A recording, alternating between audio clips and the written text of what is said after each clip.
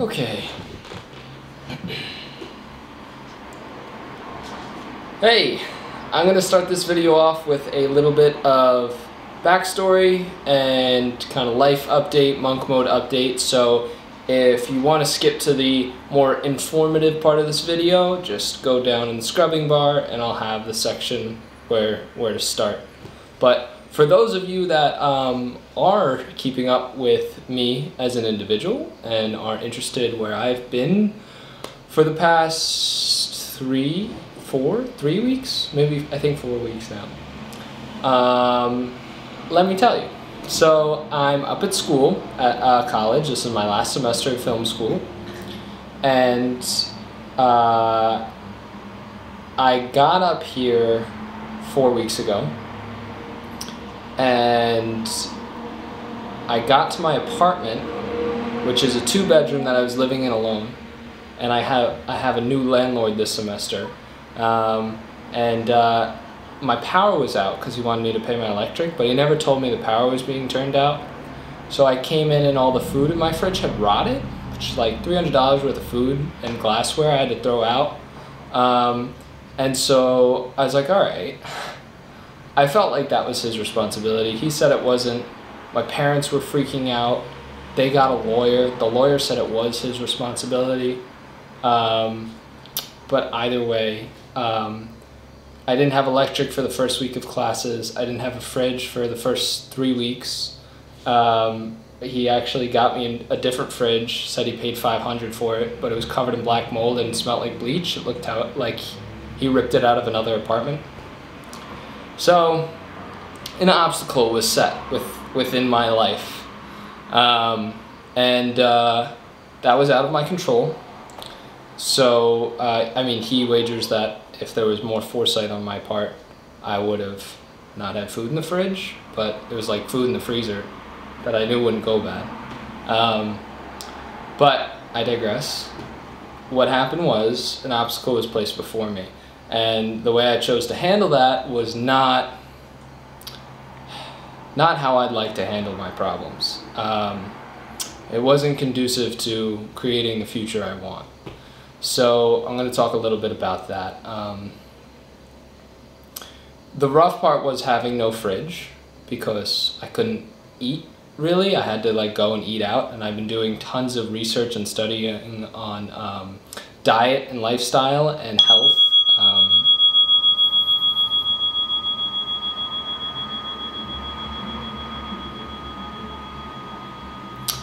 And that has taken me down into an understanding that if I'm going to improve my health around certain issues, such as my acne, among other things, it's a lifestyle change. It's not a one pill, it's not a one product thing that just fixes the problem. It's a lifestyle change. I actually almost didn't come back to school because I understood how much time it would really take of a commitment to really like make health my first priority. But my friends kind of talked me out of it, and I thought about it, and it's 1 semester left. I might as well finish up. So here I am at school. I found a different 1-bedroom apartment, and I moved out because I had never signed a lease with the landlord. And so now I'm living here. I'm actually right above a spiritual center, which is fantastic. The energy here matches my own, and it's beautiful. I feel protected, I feel clear, and I've got these 3 big windows behind me. Maybe I'll give an apartment tour if that's something that you guys are interested in. If I get one comment about that, I'll do it. So anyway, I want to talk about how monk mode is going and so far, and that includes how this problem has affected me. So monk mode I started 8 weeks ago. I believe it was July 21st. We're now in September 19th. So the first 4 weeks of monk mode were a complete success. And I've been those those first 4 weeks were like the most incredibly productive, and honestly, I don't know, just, I don't know if happy is the right word, but just, I was definitely happy for a lot of it, but just like proud of myself. I think I was more proud of myself during those 4 weeks than I think I've been in any time span in my entire life. I've been proud of my things for specific things, but for a consistent time span, I was like, whoa. So for all you out there that are doing monk mode along with me, I hope you guys are doing well, and I'd love to hear your stories as well in the comments. Please put it down below, both the ups and downs, kind of like what I'm talking about. So first 4 weeks, fantastic. Got a ton of work done. Got ready for school, got up here, obstacle as soon as I walk in the door. No fridge, no electric, okay. Now, the main things that I need to take care of, well, mainly is my health, so that includes sleep, water, diet, exercise, sunlight, and movement. If I have those 6 covered, it doesn't matter what's going on in my life, I'll be good, I'll feel great. So that was definitely a restrainer on diet, dealing with that situation with no fridge. However, I let it become bigger than it really was. It like affected how much I was able to eat throughout the day, because I couldn't afford to just go eat out all the time, and I couldn't store food in the fridge and cook it, so I kind of had like the only option of like, I bought a bunch of snacks at Walmart, but snacks aren't really enough, and you know, I would eat out like once a day, and it wasn't great. And because I wasn't eating a lot, I didn't want to go to the gym because I didn't feel like I had enough energy, and I was just very stressed out because I didn't have the gym, and I just kind of fell into a rabbit hole. I definitely fell off the horse. It was definitely a rough 3 weeks in that apartment, but I cleaned everything out and moved here, and I've been here for a week now. So here I've been on top of my shit. From the moment I moved in, every second in this building has been a productive moment. It's been fantastic. I mean, I'm obviously lacking on YouTube, but here I am making an effort to come back. It's also my accountability meeting with some of my friends I have in a little bit. It's on my list to make this YouTube video, so here I am making it right before the meeting. And yeah, I was kind of like iffy if I wanted to make this because it's like personal, and I don't know if you guys really care about my personal life right now, because like right now I'm just some guy on the internet that you might come to if it's informative to you, but I feel like you wouldn't really come to hear about their life. But maybe I'm wrong, so we'll see what the watch time looks like on this part of the video. So yeah, 4 weeks solid, 3 weeks down the gutter. I was really down bad. I let it get to me.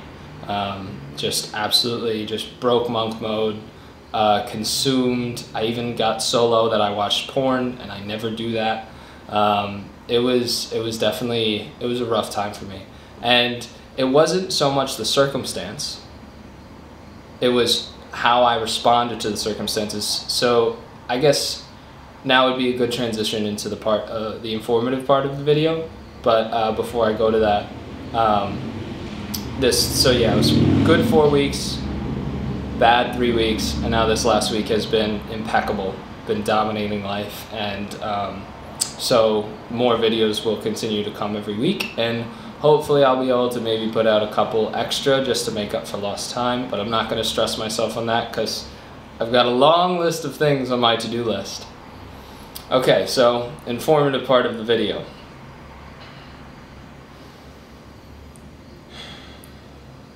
How to deal with obstacles in your life. How to not let things that are outside of your control dominate you, and rather use them as vessels to dominate your life.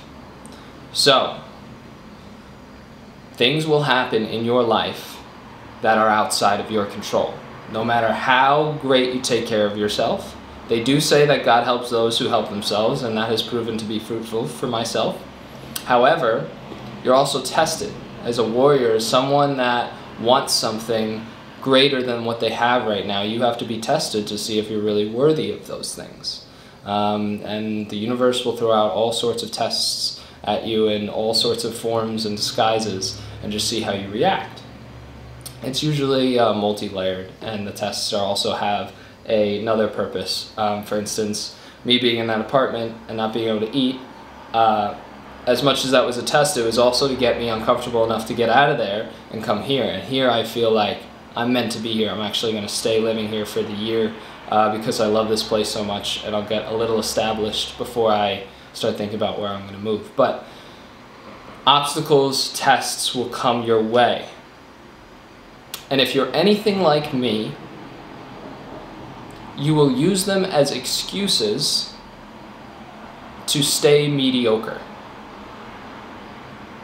If you are anything like I have been, you will use these obstacles, these tests, these things outside of your control that are seemingly unfortunate, and you will take those as vessels to justify your mediocrity.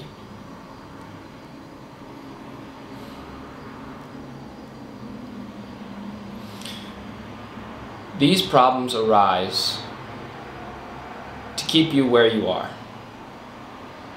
When you come from a place, a vibration of, I don't deserve greatness, even if you say you deserve greatness, if you don't feel it, if you don't feel worthy of greatness, of success, things will keep coming in your life. Every time you start to build up success, build up some sort of consistency, something will come and try to knock it down. And if you feel deep down that you really don't deserve the success, you're going to let that knock you down. You're going to let that obstacle completely ruin your habits and use it as an excuse. Oh, I'm stressed out, I'm just going to play this video game. Or, oh, I'm stressed out, I'm going to smoke weed, or I'm going to drink or vape, or whatever it is that your fixes, that your escapes are. You're going to use these obstacles as excuses as to justify why you can do those things, rather than staying on top of your habits and staying on top of your responsibilities as a man or as a human, to take care of yourself.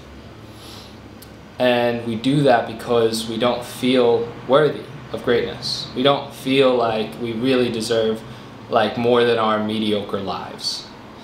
Not that your life is inherently mediocre. There's beauty in every life and every path. However, if you want worldly success, it requires you defeat worldly tests, and that will come in any form that is pertinent to you. So how do you transform that energy of, you know, oh, I'll let this be an excuse to you know, just stay where I'm at in life and not really make progress, even though I said I've been working on myself for 5 years. And I haven't really made any progress. Sure, I've learned a lot, I've accumulated a lot of knowledge, maybe even some wisdom, but physically I don't feel or look any different.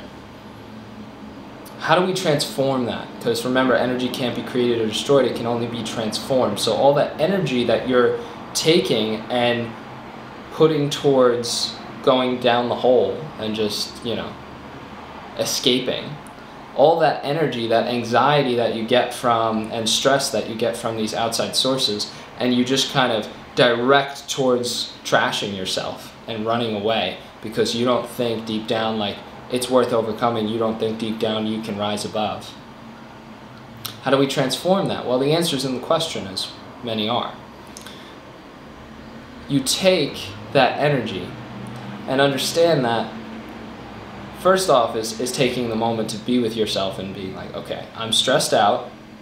I'm stressed out because situation A is affecting me in this way. And you break that down and it's like, okay, does that really have to cause me to escape? Because most of the time, the biggest problem is you don't question it. It kind of just happens.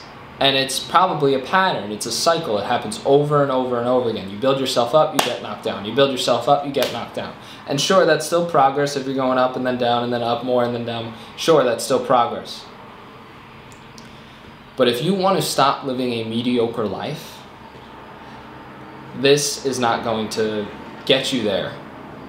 if you want to really live a life of greatness, of richness, of prosperity, what you can do is take that energy once you have become aware that the energy is there, become aware that there's a stressor and that you're directing it here. Why am I directing it there? Do I not feel worthy of greatness? Do I not feel like I can achieve great things? Why does this keep happening? Why do I keep letting myself fall into this hole just because something happens? It can be something small, it can be something huge, but unless a family member is dying or sick, or you yourself is dying or sick, there is nothing that should take away from those principles I mentioned earlier: sleep, water, diet, movement, sunshine, and thought. Just taking care of your mind.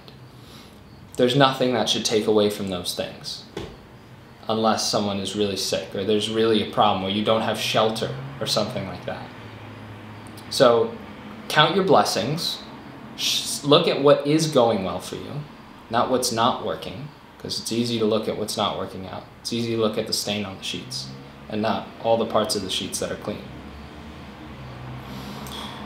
Acknowledge where this fear is coming from, why, question it, test it. Why do I feel this way? Why do I feel like I have to just fall over just because this wrecking ball is coming at me? I built this foundation, I built this habit, I built these habits. I owe it to myself to keep them up. And so what you do then is you have the opportunity to take all that energy of anxiety and stress and transform it and point it towards your goal. Whatever your goals are, physical, mental, career, spiritual, whatever. You point it towards your goals and you say, I'm not only not going to let this obstacle defeat me, I'm going to use this obstacle as a vehicle to work even harder. It might seem limiting, but a lot of the greatest, most successful people were under the most highest stressful limitations when they created their best work, when they had their best ideas, when they worked their hardest and got the most done. You need to be put under these stressful situations because it can be used as fuel. For instance, yesterday, my car broke.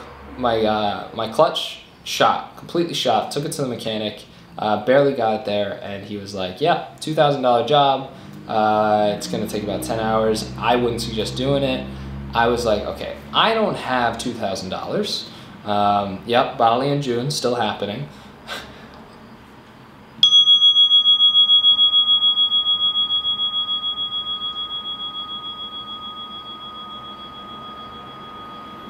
Wow, this video has been like 20 minutes long. Okay, unstructured video, well, you get what you get. So, I don't have $2,000, I'm not going to fix that. And so I picked up the car, barely got it here, I like chugged it along. In third gear it would only hit into, and then first gear it would only hit into. But regardless, my car is shot. I'm a 25-minute walk away from campus. I'm too far of a walk away from the grocery store. I have to sort things out. I have to deal with this problem. And so now I could say, oh, damn, I was doing so good.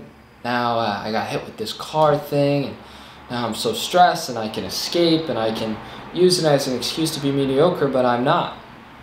And I won't, because I owe it to myself to use this as a vehicle to work harder. So I'll walk to class. I might figure out the car situation. Something might transpire. My parents have a backup car at home. I might be able to fly home and drive it back up in a few weeks. The blessing that they have that. But regardless, for the next few weeks, I'll be walking. Or maybe I'll skateboard to class. My friend lent me her skateboard. Okay, now I get extra sunlight. It's still warm enough here. I get to move my legs. That helps digest food. There's pros to all of these. And who knows what else is going to transpire from this. So there's plenty of positives that can transpire from something that seems like an absolute negative. But aside from all that, the fact that I'm having this thought right now. The fact that life is throwing something at me means that I am making progress. Means that I'm getting to that point in my cycle that I always get to right before I get knocked down. I also was told that I'm missing a credit to graduate on time. So now I have to sort that shit out. But I'm not going to let that get to me. I felt the stress for it, and I was like, there's no point in this, because these two things, the car and the credit, are out of my control. I had sorted everything out so that way I would graduate on time before the semester. All of a sudden, a credit went disappearing. So these things are out of my control. So why am I going to let out of my control things affect the things that are in my control? It makes no sense, because there will always be things that are out of my control. No matter how rich, no matter how successful I am, there will always be obstacles that are out of my control. Same with anyone. So you got to start small to get big. Here are these small obstacles presented before me. How do I manage these? How do I manage these under the circumstances I'm at? That's a projection towards how I'm going to manage much bigger obstacles in the future. And if I just cower away and hide into a corner and say, no, I'm good being mediocre, I'm going to use this as an excuse to stay there, then I'll never achieve worldly greatness. And so I hope that this can inspire you in whatever obstacles that come into your life, if you're going through them right now. And use them. Say to yourself, and understanding that, okay, I'm being tested. That's good. That means I'm on the right path. That means I'm kind of killing it. That means, like, I need to be tested before I can make it to the next level. See if I'm really worthy of the next level. And I might not think I'm worthy, but I'm going to change that, because I deserve greatness. I've worked hard for it. You've worked hard for it. You've put the time in. You're a good person. If you're watching these videos, you have the right head on your shoulders. So you deserve it. So convince yourself that. Use this as an obstacle to push you forward. And see what happens. And see if you level up to the next level, where there are much greater obstacles, but there are also much greater riches. That's all for today. I'll see you guys next week. Make sure to leave some comments below about how monk mode is going for you. If you want to see an apartment tour and anything else you guys have questions on. Sorry about this super long unstructured video. If you watched till the end, well, I love you. And yeah, let me know what else you'd want to see. Alright, I'll see you guys in a week.